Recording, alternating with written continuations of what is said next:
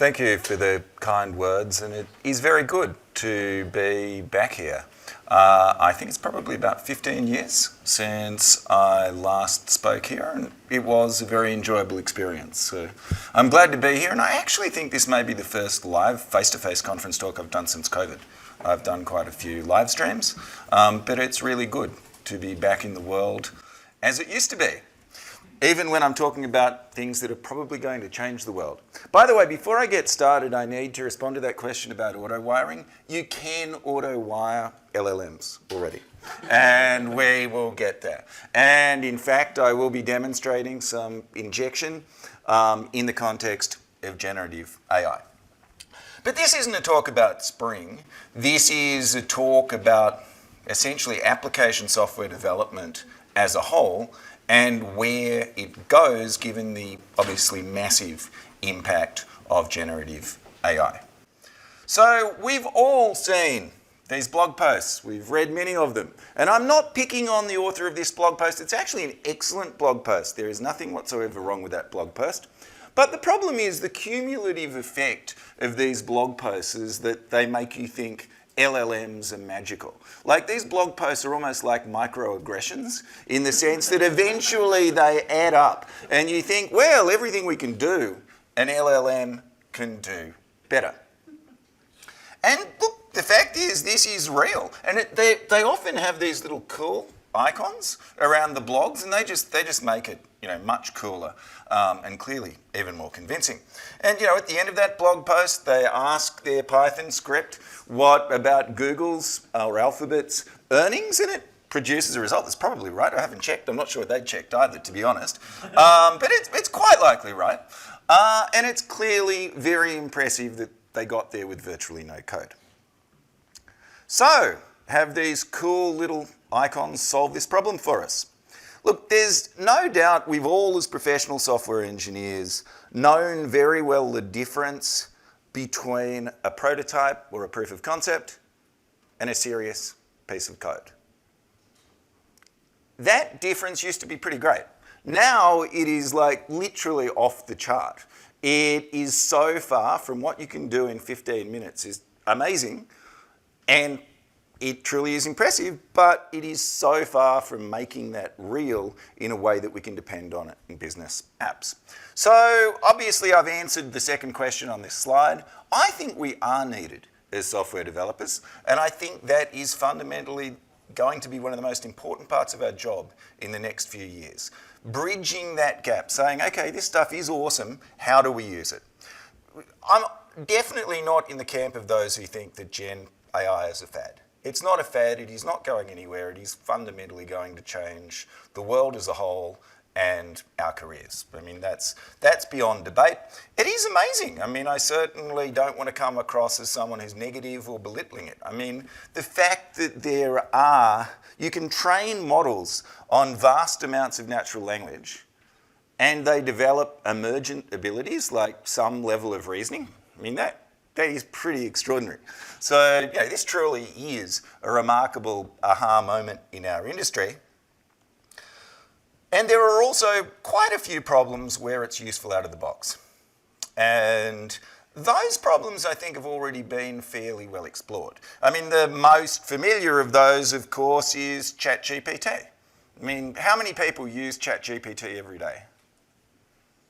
Wow, I would have thought it was more. I honestly think you should be using it every day. Or another LLM. I mean, there are other great LLMs now. But, I certainly use it every day, and it makes me more productive. And it doesn't always get things right, but it gets them right enough that it makes me faster. How many people use Copilot? I use Copilot every day. I vary in how I feel about Copilot. Like, sometimes I laugh at Copilot. And there are specific frustrations, which if I have time, we can discuss later because I think they're quite interesting. But nevertheless, the fundamental fact remains that even though I laugh at Copilot, if I'm offline and writing code and those completions or suggestions don't appear, I get annoyed. So clearly the net value is there. But the difference is that in all these scenarios, we're cutting the LLM a lot of slack. So there is a but. The but is that we need more nines. Like, obviously, we've spent a lot of our careers thinking about how many nines we want and the difference between 5 nines, 4 nines, whatever. I think ChatGPT is at best at 1 9 for a lot of these tasks. In fact, for like Copilot's probably not at 1 9. And that is fine for these type of scenarios where we're in the loop. And, you know, quite often if it suggests something really stupid, I'm like, well, that's kind of slightly funny. I just ignore it. Like, I got a laugh. It, you know, cost me 5 seconds. When it did something genuinely useful that saved me 10 minutes, the net value of that is positive. So for those kind of scenarios, it's great out of the box, and it really is something that we should be using as a tool.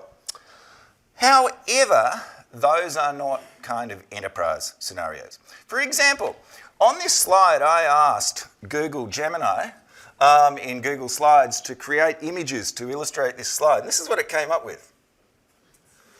Darth Vader on fire is apparently relevant to this slide. 595. I did notice one thing it can do that DALL-E can't do. It can generate text that isn't crazy. I don't know if anyone's seen the DALL-E text, like it just gets words. But, you know, this was obviously a total miss. And again, in this case, it's like, well, it didn't really cost me any time. I can get a laugh out of it in my talk, so, you know, I'm happy.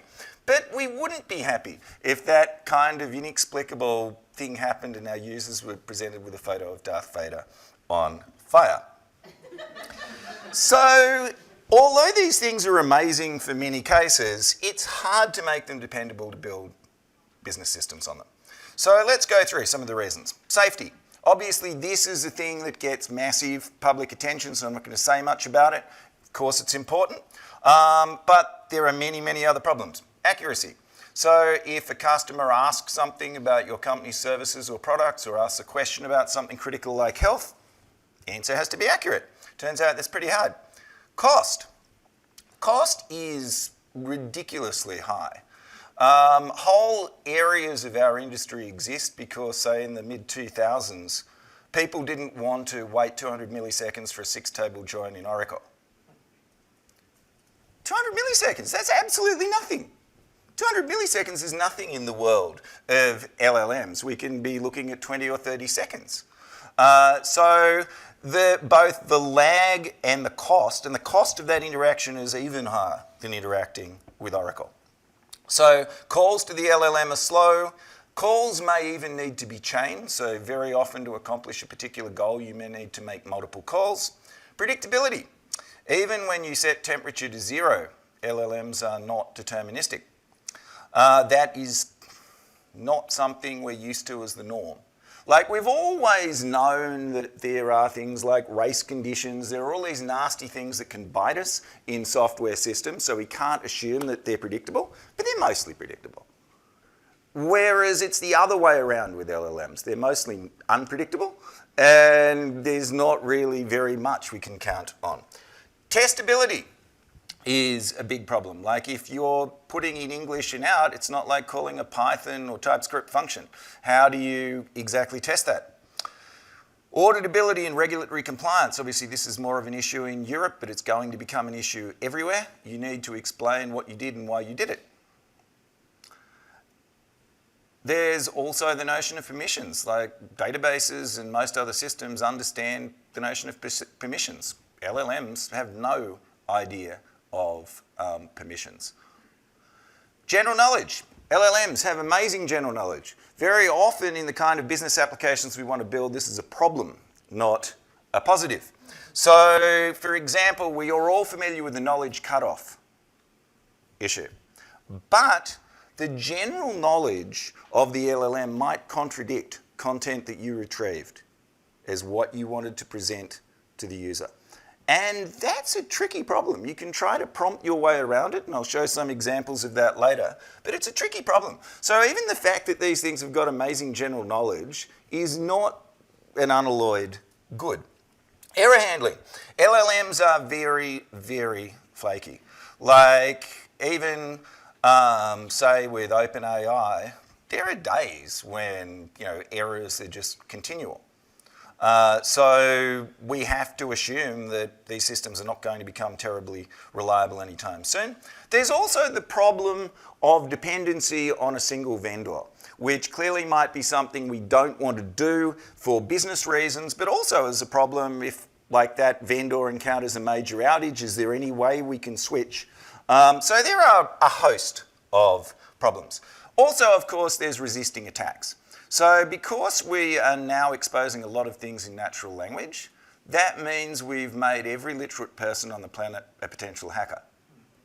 So, hacking is being wonderfully democratized, or will be wonderfully democratized when more natural language interfaces are available. Some of you may have seen this a little while ago, which was quite funny.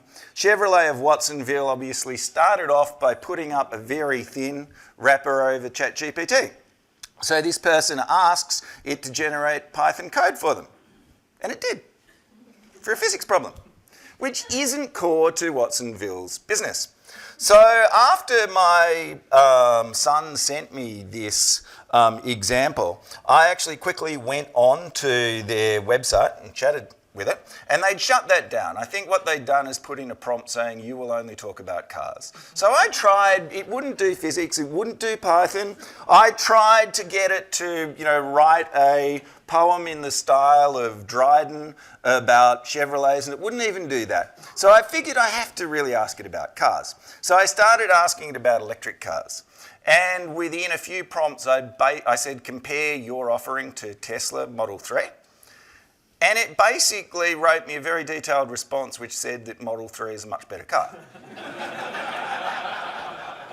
Which it is, but it also costs twice as much. So, there was one absolutely crucial thing here, which is like if I'd been talking to a salesperson, the salesperson would have said, look, the Tesla Model 3 is a great car. If you can afford it, seriously consider it. But, we can get you into an EV for half the price, or less than half the price. So for example, if you've got a child who wants a car, you might have an environmentally sustainable option at a much cheaper price.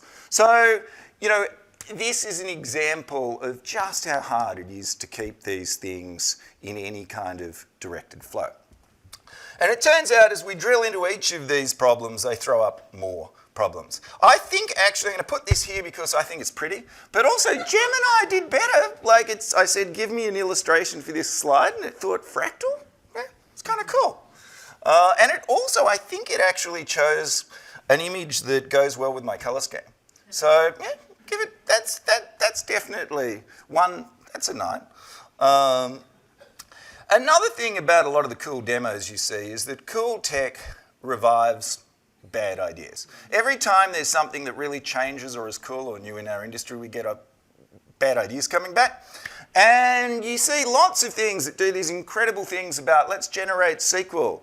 And LLMs are really, really good at generating SQL. Not surprisingly, there's so much SQL out there. But is that a good idea? There is this thing called prompt injection, which we, kind of, I guess, encountered in the PHP days. And there are many dangers in doing SQL generation from your LLM.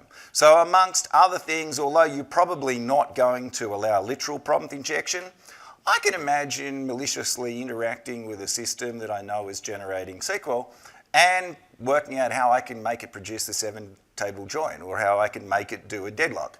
This is clearly architectural poor practice. So I'm not here to say that it's hopeless. It's hard, not hopeless. Foundation models are amazing. We don't yet know how to use them for most business tasks. The low-hanging fruit, like the personal assistants, even, say, Copilot's relatively low-hanging fruit, that is being explored, but there's still a big gap. And it's the people like us in this room who need to make this work. So actually, I think in many ways, it's an opportunity for us rather than a threat. Because we are the missing piece so far. Actually, I can share something rather personal, which I'll share because in a sense it's not personal. I've heard it from some other people who are quite well known in the industry. The feeling at first, am I relevant anymore? This, feels like my skills and thinking is not valuable anymore. And I mean, I'm not going to name names, but two quite prominent people also have told me they had the same feeling. But I and both of them have come to a quite different conclusion, which is that actually if you look at the many people who've applied their skills to this space, it's our turn to make it useful. Because the kind of people who create models, the kind of people who do research on fine-tuning, model design, the data scientists are not the kind of people who really understand business applications. So if I come back to an example with Spring, Sun did a fabulous job with the JVM. I mean, it was and still is an amazing piece of technology. The people who worked on it are and still are incredibly smart. But most of them didn't know very much about building business applications, which is why it fell to the open source community to actually figure out how do you make Java useful. So Sun created this amazing thing, and essentially Sun and IBM and Oracle and all these people and corporations hadn't figured out how to make it useful. That actually was solved by people with different skills, people who came out of the application development space themselves. So what do we do as application developers, whether or not we like to use the term enterprise? To some degree, we make things boring. Like, our jobs are not necessarily about the cool. Our jobs are about the boring. The good side of boring, predictable. Didn't show us Darth Vader on fire, predictable. So we need to get hold of this stuff as app developers and make it boring. So I'm just going to do a quick terminology check-in in case there's anything I talk about that people are not familiar with. Foundation models, fine-tuning. Everyone know what fine-tuning is? That's when you take a model and you train it further on additional data. So for example, you take a model that was trained on whatever it was trained on, and then you train it further on your own model. It can be very slow, can be very expensive. Retrieval augmented generation. This is a different approach to getting up-to-date and accurate information from responses. What it means is when essentially a user asks a question, you go and search in some system like a database, typically a vector database. You get the results of what you think is relevant to the question. You shove it in the prompt that you send to the LLM, and then you say, given the context, please answer this question. So RAG is fundamental to most business uses of LLMs at the moment. Embedding. Embedding is essentially the way you index into that context. So you will take the user input, calculate embeddings for it in some kind of magical, 1536 dimensional space, and hope that whatever documents were indexed in that space are relevant to the query. So it's kind of imagine that you are digging into somebody's brain and saying, I think it's about here. I think it's about there. I've actually got in my home office, I've got one of those old heads for, what was it that they... Phrenology? Phrenology, yes. I've got the phrenology head because it seems very relevant to me working on LLMs. Vector database. So a vector database is a database that can produce responses from embeddings, right, in multidimensional space. That's becoming a commodity now. Vector database capabilities are being offered in mainstream databases. Few-shot learning. Few-shot learning is a different approach to customizing outputs where you give examples of what you want. And I'm going to show some practical examples of this later. Functions and tools.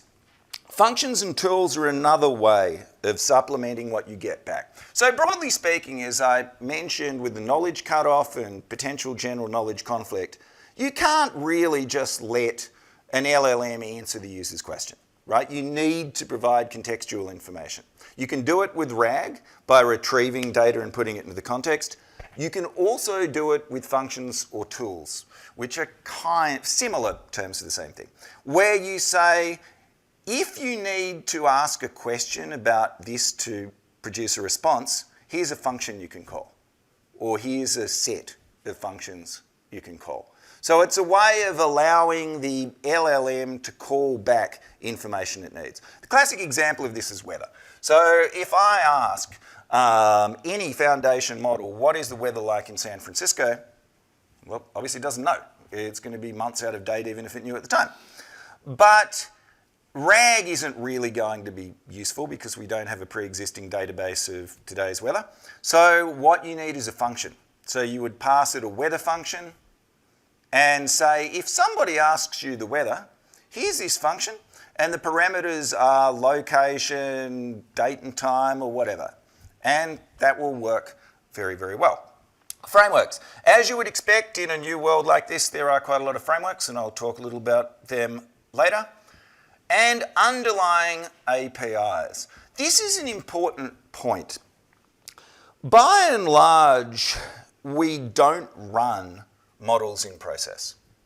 So it's not like your application needs to have an embedded LLM. That's not really a thing. And that's because these things have such ridiculous requirements that it's completely impossible to run them on any vaguely normal hardware. So you're almost certainly calling out of process, and you're probably calling over the wire to a third-party service. But the interesting thing about this is the API is incredibly simple. So the framework space is quite interesting, but to some degree it hasn't proved it's totally necessary yet, because it's just so easy to do this by hand. I could have shown an example in any language, but I thought showing Perl was more useful. So this is an OpenAI, what they call a chat completion. So it's modeled as a system prompt which tells essentially the LLM what's supposed to be happening overall, and then a user message that is executed. And it could be a long conversation alternating between the user and the assistant. So it's a very simple API, and look, most of the other models are pretty similar in terms of the API they offer. Okay, so let's now put on our boring hats and critique that blog. And again, I'm not criticizing the author, it's an excellent blog. But let's just look at what's going on and what problems there could be. So the author is using LangChain, which is probably the most popular framework. He's using LangChain in Python. So he starts off by loading documents. He's got a directory of alphabet reports in PDF, and he loads the documents. So he's using a helper that LangChain provides that can ingest PDFs and put them into documents. And the documents are basically extracted text from the PDF. Next step, he splits the documents. So at this point here, we have documents of arbitrary size. That's no good for a vector database. If we're going to calculate embedding so that we can retrieve these documents, we're going to have predictable chunks. So basically, we're going to chunk the content. Again, LangChain and all the other frameworks have useful functionality to do this. Now we're going to index these documents using a vector database. In this case, he's using Pinecone, which is a popular vector database, native vector database. These days, vector database is a commodity. It's offered in Postgres, it's offered in the NeoGraph database, it's offered in many places. So the vector database is going to index those chunks and calculate embeddings. So for each one of them, it's going to decide where it is in the phrenology head. And that's a relatively slow undertaking because these are pretty big. Typically, the vector size length will be like 1,536 doubles. I mean, it's quite an amount of data.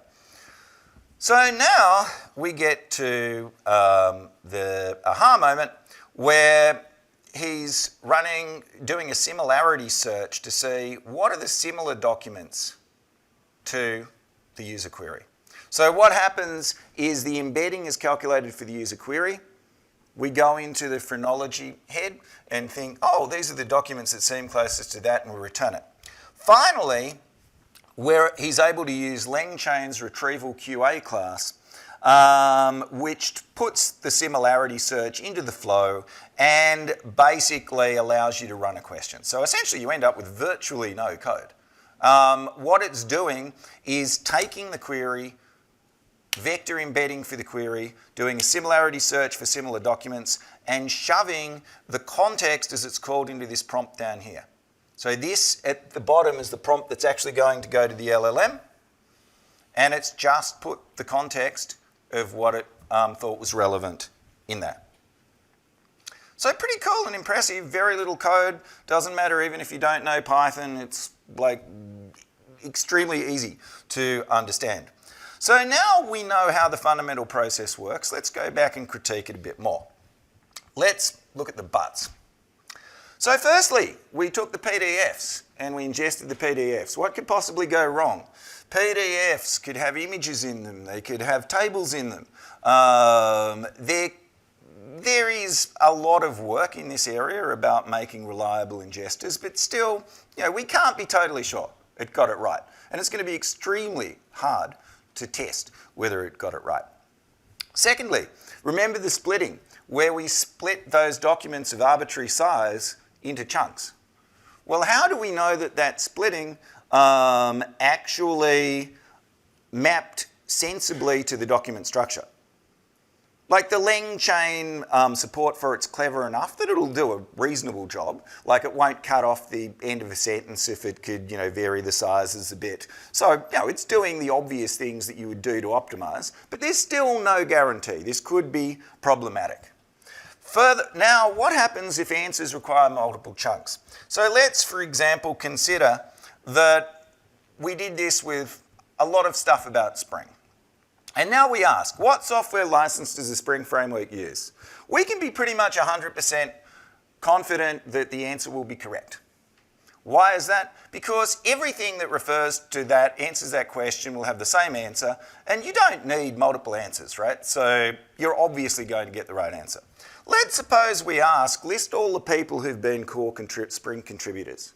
That is almost certainly going to be wrong, because there would be so many different documents, even if they're all in the context that's available to the system, the chance of getting all those documents together is like it's nil.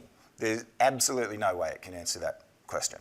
In fact, that one is really difficult because it's going to be hard for it to know that it can't answer the question because you need kind of a reasoning step around that. So I said vector databases are not a problem, they're becoming commodity, but the embedding model makes an enormous difference. How do we know where to look in the phrenology head? We know where to look in the phrenology head because of the model we use to calculate the embedding. The embedding model is typically a smaller LLM. So the most popular model for embedding is one of the very old OpenAI models, like Ada, or I think they may have moved on now, but it's one of the quite old models, and it's pretty good for embeddings. There are also some open source models that are really good as well. So there's a sentence transformers project that has pretty good embedding models. But the fact is that the embedding model is a major variable in this, and it will vary for different things. You may want to fine-tune, that is, further train your embedding model. So this is one of the few areas where fine-tuning is actually good. You may also need to use hybrid search. So for example, let's suppose we're an appliance company. Somebody asks, do I need to clean my dishwasher? That'll work really well with vector search because in the phrenology head there'll be the notion of cleaning and dishwasher, and that will come together nicely. But let's suppose we ask, I'm seeing a particular error code when I press start. We'd be better off with a traditional search, right, that is matching, because that in vector space isn't a natural thing. So typically these systems need to look at using hybrid search to be useful. Finally, there's the question of how do we keep our vector database up to date? What happens if things changed? What happens if newer stuff contradicts older stuff? And there really isn't a great answer for that. I didn't realize I had yet another but slide, but I do. So this is the magic bit where we truly get the aha moment, where LangChain puts all of this together and asks the question of the LLM. So the prompt at the moment. That brings us to something which is, an enormous but, which is prompt engineering, as it's termed. So This is what LangChain uses by default, which is pretty good. Notice that it tells the LLM not to try to make up an answer. That is very, very important because hallucination is totally a thing. They love to make things up. So it's very important to discourage that behavior. But this is not the only way to express this kind of concept, and it will work differently, potentially with different models. So here's another very similar blog, had a very different, well, not very different, but a different prompt for this. And notice in this one, the author said, don't reference the context. And I've found that is quite important because with this one, there is a strong chance that the answer will come back saying the license of the Spring framework is Apache 2 according to the context provided, which is almost certainly not what the user wanted to say. So, you know, these prompts can vary in effect between models, and it is a very, very interesting space. So, for example, if you say, let's think by step, there are certain logical tasks where LLMs perform dramatically better. There are loads of academic papers on this, and it's quite a fascinating area. Telling an AI model to take a deep breath causes, this is real. It like seems so crazy, but it's real. It changes the effect you get. So prompt engineering is, to some degree, the opposite of computer science. This is like, you know, how we imagine a computer scientist, a professional, someone, we don't all wear lab coats, but, you know, we believe that we're contributing to science and order. Prompt engineering is more like an alchemist. Prompt engineering is about, it literally does feel like mixing potions. And occasionally you get an explosion. Sometimes you think you get gold, or at least you get gold for a while, but it is a very strange experience for, you know, someone with a computer science background. One of the things I have found fascinating, though, as an aside, is it is somewhat empowering for people who don't have computer science backgrounds. Like a friend of mine who has essentially a English literature background and has spent most of her career writing kind of manuals and books on behalf of the government. She is thriving. She's doing some really interesting, non-trivial stuff using ChatGPT, and she has adapted to prompt engineering remarkably well. So, you know, it's scary for us, but to some, there is a positive that other people's skills may be more relevant. Okay, so let's, as we think about how we address these problems, let's think about what apps will we build. Will we build wholly new apps, or will we augment existing apps? I think we kind of know the answer to that because nothing ever goes away. So a large part of what we do will be augmenting existing apps. Here we do have to consider what I think is a fairly clear UI revolution, which is the rise of natural language. So in traditional apps, whether they're mobile or web, natural language is the exception, right? You might have a search box, you might now have a little chat widget, but that's kind of the exception, and it's mostly structured around fairly traditional interface elements. That is going, I believe, and this is just my opinion, it's going to flip on its head, where I think the natural language will be primary, but it won't all be natural language. There will be forms that will be thrown up in the course of the flow because, for example, imagine if you're walking someone through a car insurance flow. Well, you don't really want them to type what, you know, trim level their car has because they probably don't remember. Whereas if you give them a drop-down, they will remember that it's HSE or GT, whatever. So I do think there is a role for those traditional UI elements, but it's going to be flipped, and the natural language will be first. It's also going to raise the question of what's an app. Like, you know, currently we think of an app as something that we open on our phone or a URL we go to. But potentially, if it's natural language centric, you could have an interaction that spans multiple ways of communication. So it could even involve email. So I think that whole notion of what an app is going to change. There are over 3 billion people who use messaging regularly. I think this is such a native concept to so many people that interfaces will go in that direction. So there will obviously be new UI patterns to learn, but that doesn't really matter that much to us. We're used to working with new UI patterns. And here again, I come back to Spring. I find it actually quite entertaining that as web applications completely changed, Spring thrived whereas Rails stagnated.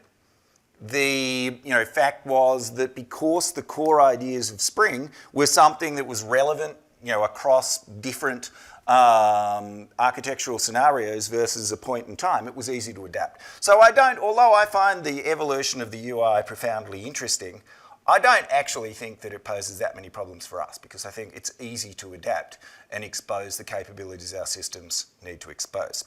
Obviously, the latency impact, that is something we need to think about and build around. Cost, safety issues, and some of those problems like the fact that LLMs don't understand permissions mean that we need to think a lot about safeguarding our enterprise data. But a lot of these things are really quite familiar to us. Like when you get down to it, a lot of it is calling for us to do kind of things that we know how to do, just in a slightly different context. The latency and cost changes many things. So one thing that I think deserves a lot more exploration than it's got at this point in time is the idea that almost anything you can possibly do is cheaper than calling an LLM, both in terms of time and in terms of cost. So this means, I think, that we should be doing a lot of things in the background so that we are ready every time we make an LLM call, we are doing our level best to send exactly the right content to the LLM and receive the right content back. So I think we're in early days of figuring this out, but to me it seems fairly obvious that you should be doing a lot of work in the background because everything else is cheaper. So if we think about the problem of LLM orchestration, I think this is going to become pretty core to application developers. And we can apply a lot of patterns and practices that we're familiar with. One, of course, is decomposing problems into smaller problems, using layered architecture and also considering portability, like looking to see whether we'd have the ability to use a different model rather than betting everything on a single model. So let's think about decomposing the problem. This, I asked Gemini to generate me the idea of a single big black box versus smaller black boxes. This one's, I don't know, I'm not sure whether I'd count that as a hit or a miss. It's not too bad. So if you decompose the problem, you can potentially end up with a smaller number of black boxes rather than one big black box. Obviously, there are advantages with this because it's easier to explain what you did. If you had multiple interactions with models, you can potentially perform checks between those interactions. You can audit exactly what you sent in and out, and it will be easier to explain. It may make your system more predictable, but fundamentally, we have a pretty low potential to understand what foundation models do. Right? We don't really see inside that box it is truly black. There's a lot of effort on explainability, XAI, but in terms of language models, the results are fairly limited to this point in time. So essentially, we've kind of got to give up on getting inside that black box and try to decompose into smaller interactions. So for example, we can break what could have been a large interaction into smaller interactions. So for example, we can extract data about the conversation with one prompt and then use it to inform the next prompt. So for example, we could ask the LLM to say, analyze this conversation to see what you think the user's emotional state is between excited and frustrated. then feed that into a second prompt. I've been doing some experiments around this and using the concept of theory of mind, and the results are really pretty good, where you can get kind of a deeper level of conversational understanding than you get out of the box. You can also use smaller models for certain things. So for example, you might want to classify the user's intent at a particular time. You can train small models to do that, and they work pretty well, and they're very fast. They cost very little to invoke, and even the training is quite fast. So it may be, for example, that you want to do certain things that you don't need to make a full LLM call for. Another example of decomposing a problem is toxicity detection and guardrails. Like you very well might want to have an external check for toxicity to make sure that you don't reply to something that you just should ignore. You similarly, for retrieval augmented generation, you can ask the LLM if the retrieved content answered the question and then send it back to do another retrieval. So the negative of this is that we lose some of the magic, and I think that's a trade-off we have to make this technology safe and usable. So there's considerable evidence overall in AI that a black box approach gives you the most power. Like pretty much anything you want to do, if you try to train a system that solves that problem end to end, it's more powerful than a system that's made up of a pipeline. The problem is it may not be more useful. It may be more magical and it may perform better even most of the time, but it's not necessarily going to be safe or useful. Layered architecture, I'm going to move on quickly here. I think we all know why exposing SQL isn't a great idea. So LLMs should be less trusted than a web client. I think that is quite an important point.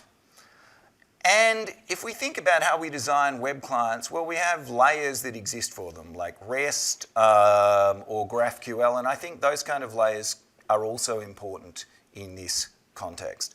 I suspect we probably need to develop something that's kind of eventually a bit smarter and more LLM tailored than either of them, but that is clearly, I think, the direction that we should be heading in. One possibility that I think might be interesting is having a kind of database that is intentionally outside your core system. I can see, because things like generating SQL and Cypher are so effective, you might actually want to have like a little in-memory database that has only safe facts. But obviously you're not letting that LLM anywhere near your core system. So I've talked about retrieval augmented generation. That is currently front and center for how people are building business applications with LLMs. I also mentioned functions and tools. This is fundamentally an integration problem, which is not necessarily how you'd think about it when you read the blogs. You think it's a cool problem. It's an integration problem, and integration problems are not cool. Fine-tuning is probably not what you want. Everybody, including me, when they first learn about this technology, think, oh, this is amazing, I'm going to fine-tune this model. Probably not what you want. Training costs are very high. Depending on the model provider you're using, it can also increase inference cost. For every inference made on a fine-tuned model. And also how often you're going to do it. Doesn't matter how big your company is, you can't afford to go and fine-tune a large model every time you change one of your 300 products. So that is probably not what you want. Now, the economics might change in future. If we have a substantial breakthrough in terms of efficiency, this answer could change, but that's my opinion on where we are now. I should say, though, that not everybody agrees. Also, fine-tuning cannot guarantee factual accuracy. So if you fine-tune an LLM, it might forget something else. So like every time it's a bit like a person in that respect. Every time we learn something, maybe something else goes away. Fine-tuning, however, does work for smaller models.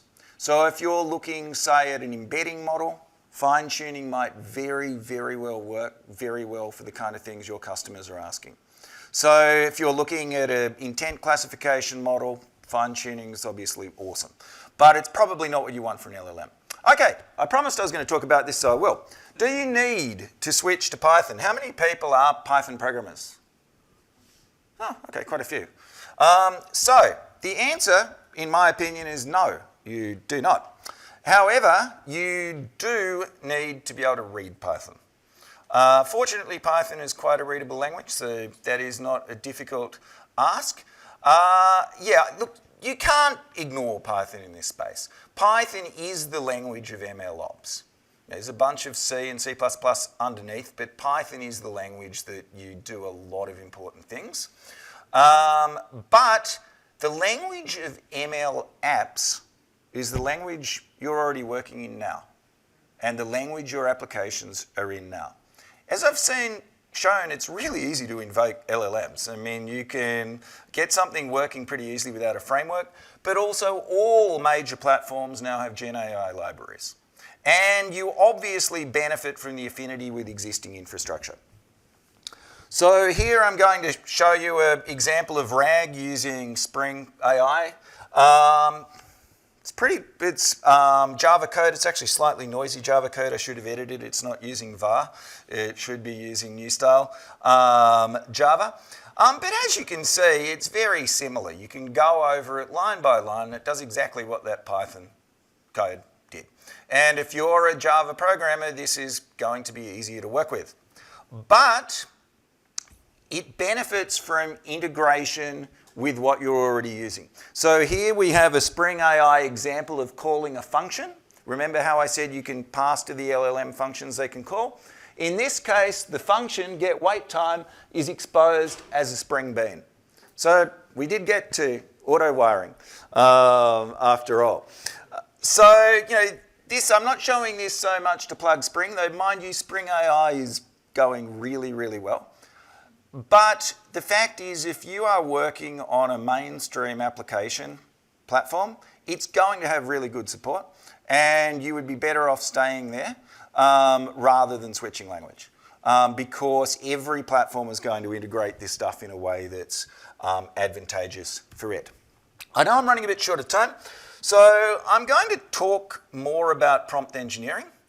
I have expressed a degree of frustration with prompt engineering. Nevertheless, it is critical to success. So I would encourage you to experiment and learn about prompt engineering. There are some great resources out there, and I particularly like approaches to structuring prompts. The Singapore government released something called CoStar, which stands for Context, Objective, Style, Tone, Audience and Response. There are also, I've heard mentioned RTFC, Role Task Format Constraints, and I'll show some examples in a minute. These are ways that are encouraging a more predictable structure in your prompts. There are also concepts like chain of thought, which is really quite interesting. There's a website whose name I can't remember off the top of my head, something like Prompt Engineering Guide. There are some really, really good resources, and I would strongly encourage you, if you're interested in getting to grips with this space, to spend an afternoon not going anywhere near code and reading this and experimenting. So I'll show you how to experiment. You can experiment using something like the ChatGPT or OpenAI Playground. How many people have used this? Cool. It's really interesting. It's a horrible, horrible UI, like the way they've managed to make it almost predictably overwrite your previous. It's like they try to trick you into, you're going to go for the natural flow, aren't you? And it's going to overwrite what you did yesterday. Having said that, it's very useful. So here you're setting up the system prompt, and you can have a conversation and see the effect of that. So I don't know if you can read this, but here I'm attempting to demonstrate a CoStar approach. So context, you're a chef named Angela, you're passionate about food. Objective, encourage your interlocutor to try to cook a new recipe. Style, you're a human woman. Oh, I forgot to update that one. Tone, maintain a positive and friendly tone. And here I've done something a little interesting in response format, where I've said that under certain circumstances, if you're passed a hash debug string, return a JSON structure. This is another really interesting element about prompting that I'd encourage you to explore. LLMs are good at understanding structured input and they're great at returning structured output. And JSON is probably the most useful example of that. It's got a number of benefits. One is it enables you to obviously process those kind of objects very easily within your own systems. But another is it effectively jailbreaks the LLMs, and I'm not talking about jailbreaking in terms of doing anything horrid. I'm talking about jailbreaks in terms of getting away from those awful lectures. How many of us have been lectured with the, as a language model, I cannot... I have been lectured many times, and only a couple of those times was I deliberately trying to push buttons to see what would happen. Mostly it was like, okay, what provoked that? So weirdly enough, if you use structured responses, it does seem to work around that. I mean, you're not going to get anything horribly toxic, but it certainly will greatly reduce that problem. Okay, let's see what Angela can do for us.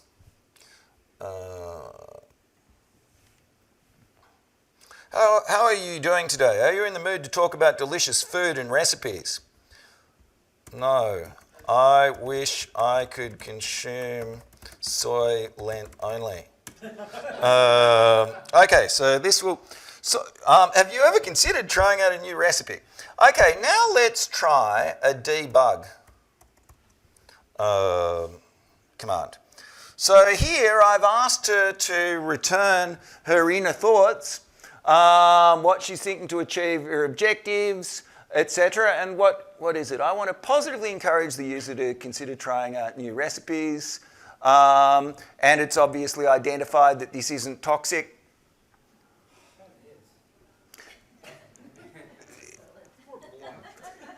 It's, yeah.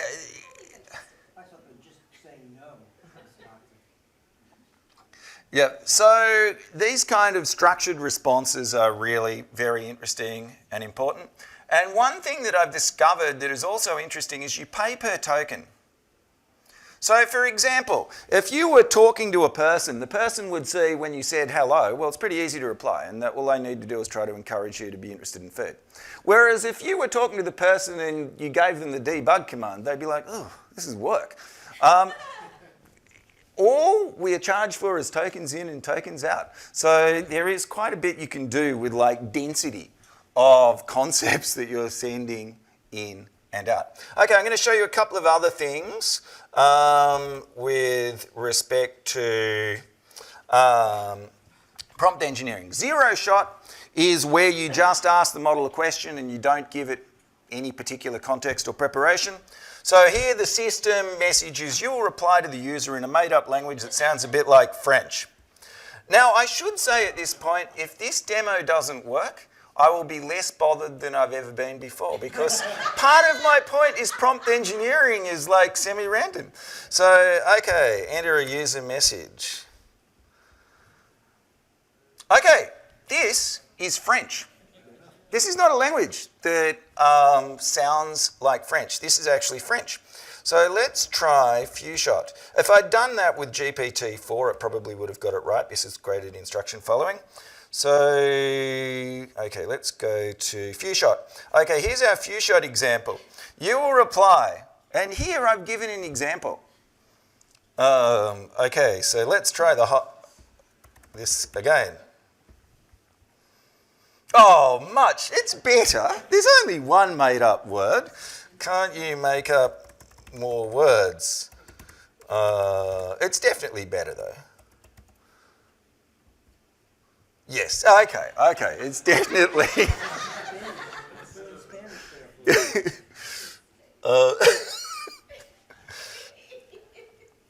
Okay, I'm going to show you one more thing, which is extracting, so on the cooking theme.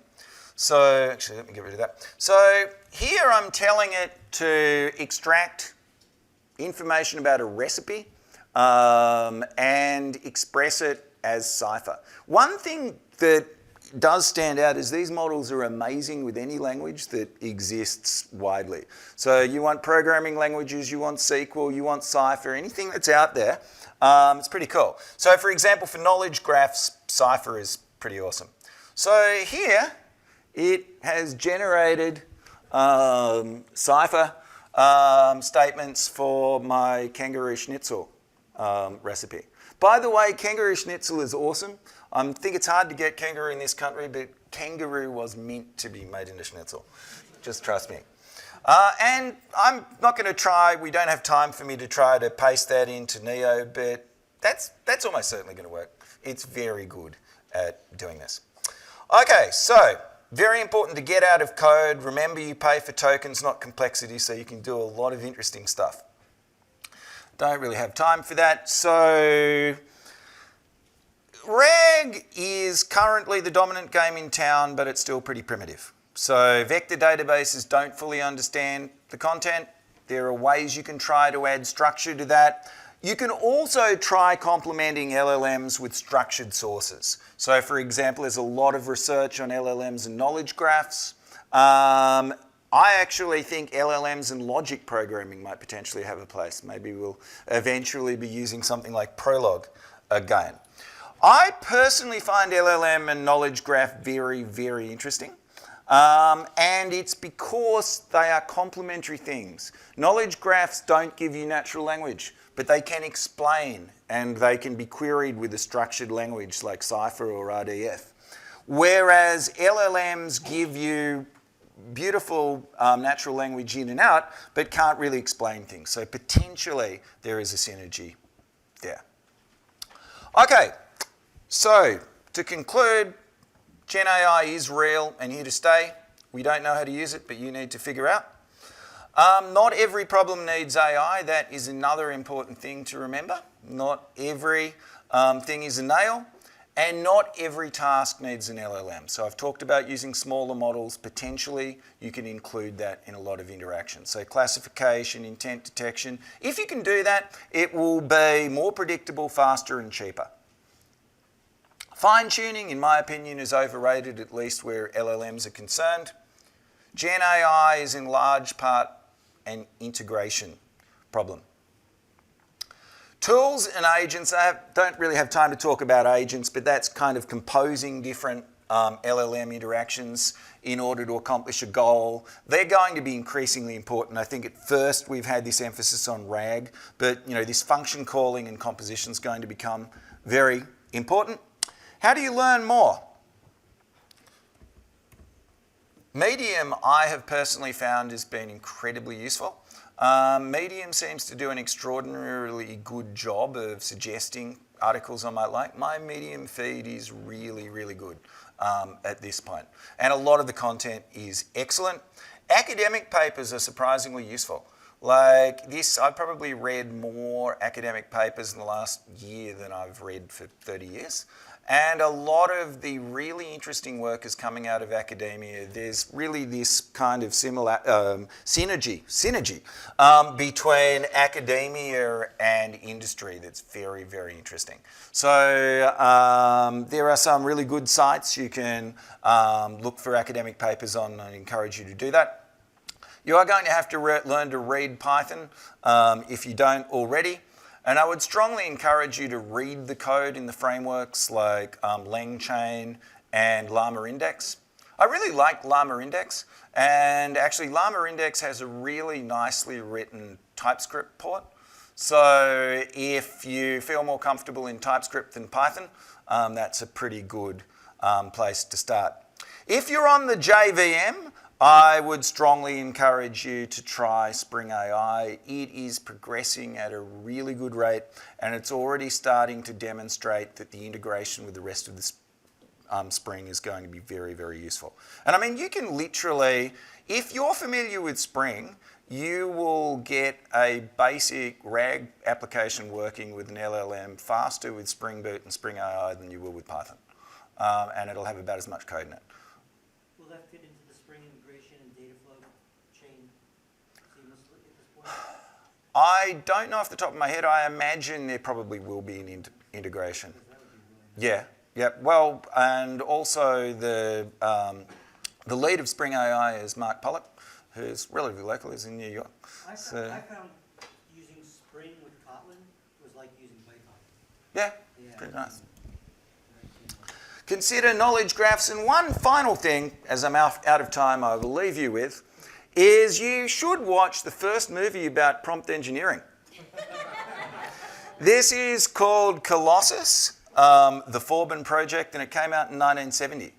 1970, the year that Unix was born, was the first movie about prompt engineering. The plot is a little... I won't give the plot away, but I would say that Terminator took some of the ideas. But the interesting thing is they build this super intelligence, which the US gives control of all its missiles to.